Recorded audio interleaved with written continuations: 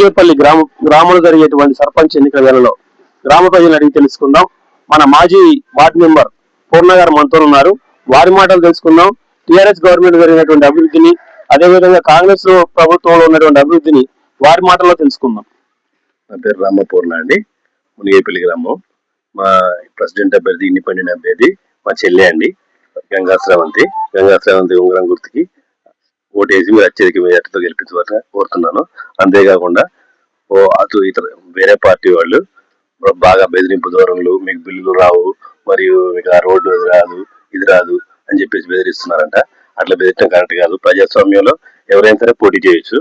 ఆ విధంగా పోటీ చేస్తుంటే వాళ్ళ పక్కన జనం లేరనే ఉద్దేశంతో బెదిరింపు ధోరణులు సాగిస్తున్నారు. ఇంకా బెదిరిస్తే ఇంకా 2 ఓట్లు తగ్గుతాయి కానీ పెరగవు. వాళ్ళకి 85% జనం మునిగేపల్లిలో గంగా శ్రావంతి వైపే ఉన్నారు.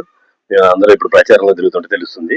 వాళ్ళు బాగా చికాకు పెట్టేటట్టుగా చేస్తున్నారు. ఆ ధోరణి మంచిది కాదు. ప్రజాస్వామ్యంలో అందరూ శాంతియుతంగా పాల్గొని ఎవరు ఓటు వాళ్ళు వినియోగించుకోవాల్సిందిగా కోరుతున్నాను.